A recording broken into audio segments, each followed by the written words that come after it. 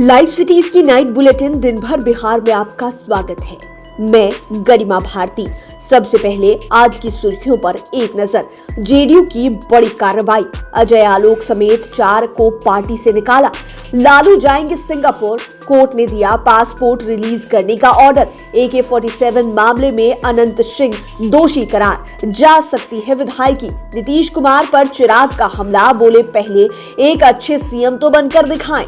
10 लाख नौकरियां देगी केंद्र सरकार, मंत्री सम्राट चौधरी ने इस फैसले का किया स्वागत। भागलपुर में भीषण सड़क हादसा, ऑटो में ट्रक ने मारी टक्कर, 5 लोगों की मौत। बिहार से पंजाब जा रही बस यूपी में दुर्घटनाग्रस्त, 4 मजदूर की मौत, 25 से ज्यादा घायल। बिहार में बढ़ने लगा कोरोना का मामला, बायोमेट्रिक हाजिरी पर लगी रोक। बिहार में अब सीटेट पास अभ्यर्थी ही बनेंगे शिक्षक, सरकार ने लिया फैसला। और 17 जून के बाद बिहार में सक्रिय होगा मॉनसून, मौसम विभाग ने किया अलर्ट। अब खबरें विस्तार से। जेडीयू ने पार्टी में बड़ी कार्रवाई करते हुए 4 नेताओं को पद से मुक्त करते हुए पार्टी से बाहर का रास्ता दिखा दिया है। पार्टी के प्रदेश प्रवक्ता अजय आलोक समेत कुल 4 पदाधिकारियों को पद से हटा दिया गया है और पार्टी की प्राथमिक सदस्यता से निलंबित भी कर दिया गया है। जिन नेताओं पर जेडीयू ने एक्शन लिया है उनमें प्रदेश महासचिव अनिल कुमार और विपिन कुमार यादव के साथ ही समाज सुधार सेनानी प्रकोष्ठ के अध्यक्ष जितेंद्र नीरज भी शामिल है। जेडीयू ने यह कार्रवाई पार्टी विरोधी कामों में शामिल रहने के आरोप लगने के बाद किया है। जेडीयू के प्रदेश अध्यक्ष उमेश कुशवाहा ने इसकी जानकारी देते हुए कहा कि जिन पदाधिकारियों पर एक्शन लिया गया है उनके खिलाफ काफी समय से शिकायतें मिल रही थी कि वो पार्टी विरोधी गतिविधियों में शामिल रहते हैं। लालू प्रसाद यादव को अब उनका पासपोर्ट मिल जाएगा। सीबीआई कोर्ट ने पासपोर्ट की मांग को लेकर दाखिल अर्जी को स्वीकार कर लिया है। कोर्ट ने लालू के पासपोर्ट को रिलीज करने का आदेश भी दिया है। अब लालू पासपोर्ट रिन्यूअल करा सकेंगे। लालू को पासपोर्ट रिन्यूअल के बाद विदेश में डॉक्टर से अपॉइंटमेंट लेना है। किडनी की बीमारी से जूझ रहे लालू सिंगापुर में ट्रांसप्लांट कराना चाहते हैं। लालू यादव के वकील प्रभात कुमार ने बताया कि 15 जून को पासपोर्ट मिल सकता है। रिन्यूअल कराकर पासपोर्ट फिर से कोर्ट में सरेंडर करना होगा। डॉक्टरों से अपॉइंटमेंट के बाद कोर्ट पासपोर्ट लौटाएगा। इलाज के बाद लालू को फिर से पासपोर्ट कोर्ट में सरेंडर करना होगा। बाहुबली विधायक अनंत सिंह की विधायकी अब खतरे में पड़ गई है। मोकामा विधानसभा की सीट से उन्हें अपना हाथ धोना पड़ सकता है। उनके पुश्तैनी घर से मिले AK-47 के मामले में उन पर आईपीसी के साथ ही आर्म्स एक्ट और विस्फोटक पदार्थ अधिनियम की धाराएं लगाई गई है। ऐसे में उन्हें कम से कम 7 साल या फिर उससे अधिक उम्र कैद की सजा सुनाई जा सकती है। दरअसल पटना में MP MLA कोर्ट ने विधायक के पुश्तैनी घर से बरामद AK-47, 26 गोली, 2 हैंड ग्रेनेड और 1 मैगजीन के मामले में उन्हें दोषी पाया। अब कोर्ट 21 जून को सजा सुनाएगी। कानून के जानकारों की माने तो विधायक अनंत सिंह को कम से कम 7 साल की सजा या उससे अधिक उम्र कैद की सजा कोर्ट सुना सकती है। ऐसे में अनंत सिंह को अपनी विधायकी भी गंवानी पड़ सकती है। राष्ट्रपति के लिए नीतीश कुमार की दावेदारी पर चिराग पासवान ने कहा कि वो राष्ट्रपति बने या फिर प्रधानमंत्री बने। उनके पार्टी के नेता अक्सर इस बारे में तो कहते ही हैं कि CM Nitish Kumar PM material हैं तो प्रेसिडेंट मटेरियल है, लेकिन मेरी उनसे बस एक गुजारिश है कि जब तक वह सीएम है मुख्यमंत्री का काम सही तरीके से कर ले। चिराग ने सीएम पर निशाना साधते हुए कहा कि आपने 19 लाख नौकरी का वादा किया था, पहले उसे तो पूरा कीजिए। वहीं राष्ट्रपति पद की दावेदारी पर चिराग पासवान ने कहा कि सत्ता पक्ष और विपक्ष को तय करना है कि वह किसको राष्ट्रपति बनाने के लायक समझते हैं। आपको बता दें कि राष्ट्रपति पद की दावेदारी पर नीतीश कुमार कह चुके हैं कि मैं देश का अगला राष्ट्रपति बनने की दौड़ में शामिल नहीं हूँ। रोजगार के मुद्दे पर अक्सर सवालों का सामना करने वाली मोदी सरकार ने बड़ा ऐलान किया है। प्रधानमंत्री कार्यालय की तरफ से ट्वीट कर बताया गया कि अगले 1.5 साल में 10 लाख नौकरी मोदी सरकार देगी, जिसका स्वागत बिहार सरकार में पंचायती राज मंत्री सम्राट चौधरी ने किया है।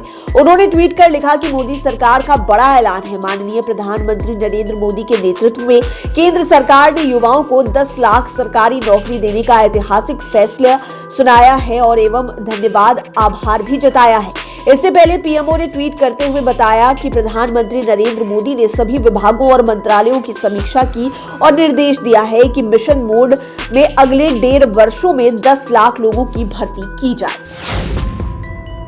बिहार में फिर एक बार बारातियों से भरा वाहन सड़क हादसे का शिकार हो गया। भागलपुर के नेशनल हाईवे 31 पर मंगलवार की देर रात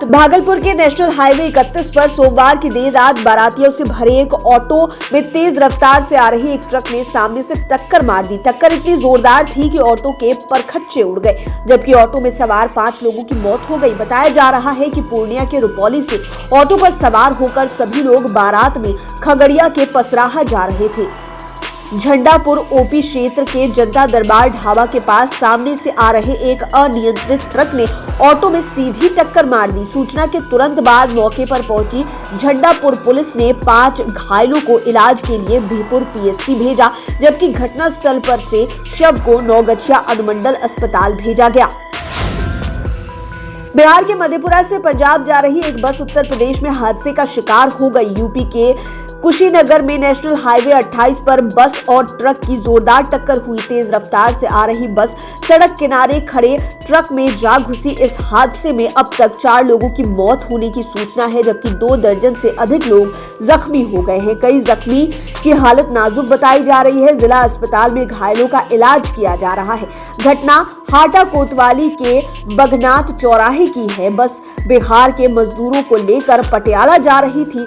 रात करीब 2 बजे हुए इस टक्कर की आवाज इतनी तेज थी कि आसपास के इलाकों के लोग घटनास्थल पर पहुंच गए। बिहार सरकार ने प्रदेशों में कोरोना के संक्रमण दर में हो रही वृद्धि को देखते हुए सभी सरकारी कार्यालयों में बायोमेट्रिक हाजिरी पर तत्काल 2 सप्ताह के लिए रोक लगा दी है। गृह विभाग ने इस संबंध में सभी विभागीय प्रधान और जिलों में निर्देश भेज दिया है। इस दौरान अधिकारी और कर्मी के स्तर पर किसी भी बायोमेट्रिक हाजिरी नहीं बनेगी। गृह विभाग के अपर मुख्य सचिव चैतन्य प्रसाद ने सभी डीएम, सभी विभागीय प्रधान और पुलिस अधिकारियों को व्यक्तिगत स्तर पर इसकी मॉनिटरिंग करने को कहा है। दूसरे प्रांतों में कोविड के बढ़ते संक्रमण के बाद राज्य में बढ़ोतरी की संभावना को देखते हुए सरकार ने कदम उठाया है। राज्य में कोरोना मरीजों की संख्या अभी भी दर्जन भर से ऊपर बनी हुई है। पिछले 24 घंटों के दौरान पटना जिले में 13 सहित राज्य में 14 नए संक्रमित पाए गए हैं।